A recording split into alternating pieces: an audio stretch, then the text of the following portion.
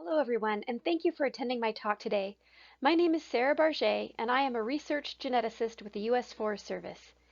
In this talk, I'll be presenting an overview of the accomplishments of the Seeds of Success program that was conducted by me and my co-authors and published in 2020. Across the globe, introduced species, extended droughts, changes in storm patterns, and increases in the size and frequency of wildfires are altering natural communities and challenging land management practices. In the face of this kind of uncertainty, one strategy for maintaining functioning ecosystems is to conserve diversity, including the taxonomic diversity found within native plant communities and ecotypic diversity representing variation in plant populations across a species range. One concrete step toward maintaining plant diversity is to protect existing populations through seed collection and seed banking. Seed collection programs curate valuable genetic material, in the form of seeds, to support native plant restoration, land management, and research. And these collections include plant species important for wildlife, pollinators, and indigenous peoples. This is especially important in areas where we are actively losing native plant populations, such as arid regions of the western United States, where fire and invasive species are transforming plant communities. Led by the U.S. Department of Interior, Bureau of Land Management, the Seeds of Success program originated in 2000. While other seed collection projects have focused on meeting local and regional needs, the SOS program is the only U.S.-wide native seed collection and conservation effort for restoration. This program focuses on plant species that are considered important for restoring ecosystem function following disturbance. The mission of SOS is to contribute to conservation efforts through seed collection and the training of future conservation scientists, and SOS partners with many organizations to achieve this goal. Seeds of Success interns develop valuable skills to help them further their careers, and as of 2018, seed collection efforts have resulted in the training of more than 1,400 interns, with many going on to careers in botany, plant sciences, and ecology. With the 20-year anniversary of SOS in 2020, we wanted to take the opportunity to describe program accomplishments to date. Our objective in this talk is to describe how current conservation efforts are keeping up with future restoration needs, with a specific focus on the SOS National Seed Banking Program. First, we tabulate and present information on the SOS program, including the composition and distribution of existing collections. Second, we investigate how many SOS collection sites have burned since collection. This is important because fire and subsequent invasion can lead to a loss of genetic resources in many systems. In some cases, SOS collections conducted before a burn may represent an irreplaceable reserve of pre-fire, pre-invasion plant diversity. Third, we sought to understand how SOS collections are distributed across the species' environmental range and whether collections match restoration needs. We answer these questions by performing an in-depth analysis for 14 native forb species of interest for restoration. Between 2000 and 2018, the program has curated 24,462 seed collections of over 5,600 taxa. This includes 1,100 genera and 170 plant families collected across 43 states. And this is with the help of more than 50 partners.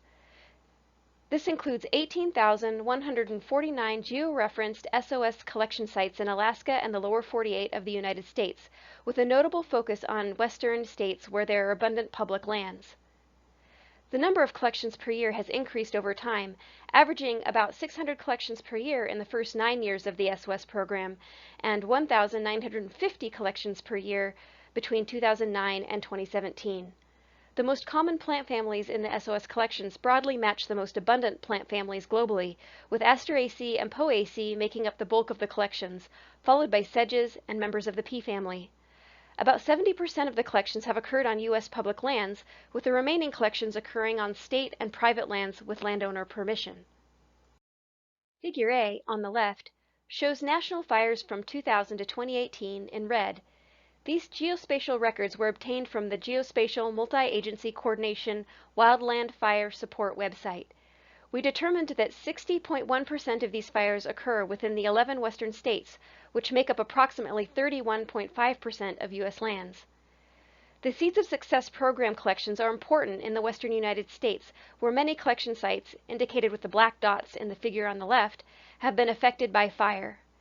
These fires have led to the planning and implementation of restoration seeding treatments on public lands, shown in purple in Figure B on the right.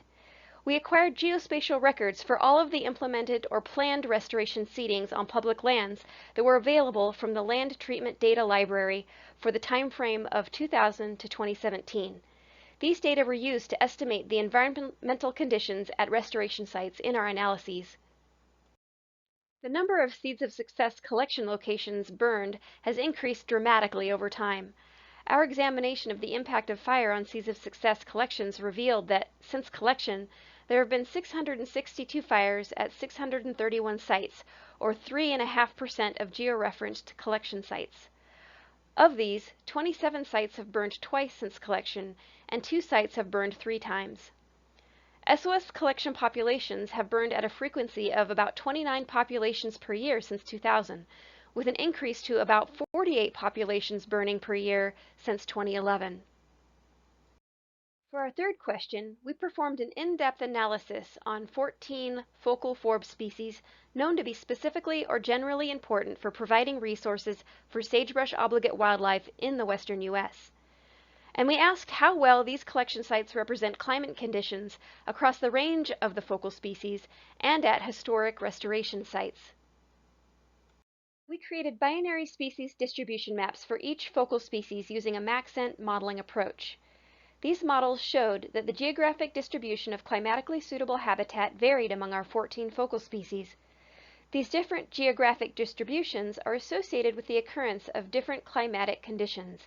In this figure, we are showing results for minimum annual temperature and annual precipitation for 3 of our focal species, with the yellow box plots showing the conditions within the suitable habitat. For easy visualization, we maximized the size of the individual box plots in this figure, but notice that the scale on the y-axis varies by species. Here are the results for all 14 focal forb species. In this table, the minus signs indicate that SOS collections are from areas with significantly lower measures, and the plus signs indicate that SOS collections are from areas with significantly higher measures of a particular climate variable. Dots represent no significant difference in climate conditions. In this slide, we're focusing on how annual precipitation and minimum temperature at sites of Seeds of Success collections compare to the conditions within suitable habitat for each species. SOS collections tended to be from either climatically average or drier, warmer areas of species-suitable habitat, with few exceptions. Although we focused on annual precipitation and minimum temperature in this slide, our publication also looks at summer precipitation and maximum temperature. Now we're going to compare Seeds of Success collection locations to conditions at restoration seeding locations. Overall, these results were more variable. For annual precipitation, 6 species came from areas with higher annual precipitation, 3 species came from areas with lower precipitation, and 5 species came from areas with similar annual precipitation to restoration sites. For minimum temperature, 3 species each originated from either higher or lower values of minimum temperature than restoration sites, and 8 species came from areas with similar minimum temperatures. Though not shown here, it is notable that we found that 8 species were collected from areas with cooler maximum temperatures than were typical of restoration sites, which is not ideal for restoration seed sourcing. Species varied in the degree to which their suitable habitat overlapped with fires, with an average of 9.8% of suitable habitat affected by fire across all 14 focal species. In this slide, you can see the distribution of wildfires across the western U.S. from 2000 to 2018, and the geographic distribution of suitable habitat for the 4 species whose ranges are being the most impacted by fire. The table on the right shows data for all 14 focal species. We've shown that SOS collections are taxonomically diverse and geographically widespread, and this is a major programmatic strength. Partnerships with state, federal, and nonprofit organizations have increased the reach of this program and have created opportunities for emerging plant scientists. In addition, as of 2017, a total of 10,820 samples of SOS material have been distributed through the U.S. National Plant Germplasm System, illustrating that SOS serves a major function for supporting restoration and native plant research. There are an estimated 18,000 native plant species in the continental United States, and the SOS program has collected about 30% of this diversity. The SOS program focuses on species commonly used in restoration, not on rare and endangered plant species. Therefore, SOS will never collect all of the nation's plants, but there are certainly additional regions and species that should be targeted, for example, the southeastern United States. In our assessment of fire impacts on a suite of priority forb species, our analysis confirmed that some species are more vulnerable to fire than others. Similar risk assessments could help focus our future collections on unrepresented plant species that are at high risk. When comparing climatic conditions at SOS collection sites versus those in restoration sites, we found that collection sites were often cooler and wetter than restoration areas. Thus, we may consider shifting our program focus to collecting populations from the warmest and driest areas of species ranges to match restoration needs. This shift may require an adjustment in the SOS protocol to enable collections from smaller populations and populations that show signs of previous degradation. The value of native plant communities is recognized worldwide. In addition to their intrinsic value, these native plant communities provide tangible economic benefits and contribute billions of dollars to the U.S. economy. The future health of U.S. lands hinges on our present seed collection and seed banking activities. Engaging more partners may be an effective way to secure the resources necessary to conserve our national flora, and the SOS program welcomes partnerships with state, federal, and nonprofit institutions to ensure the longevity of the program and aid in conserving the unique resources found in our nation's terrestrial ecosystems. We would like to close by thanking the SOS interns and team leads whose enthusiasm is vital for this project, and also the federal, state, and non-governmental agency partners who contribute to this effort to conserve U.S. plant resources in countless ways. The SOS program would not be possible without the hard work of many people and organizations. Please feel free to reach out to me with questions at the email address on this slide. Thank you for attending my talk, and I hope you enjoy the rest of the conference.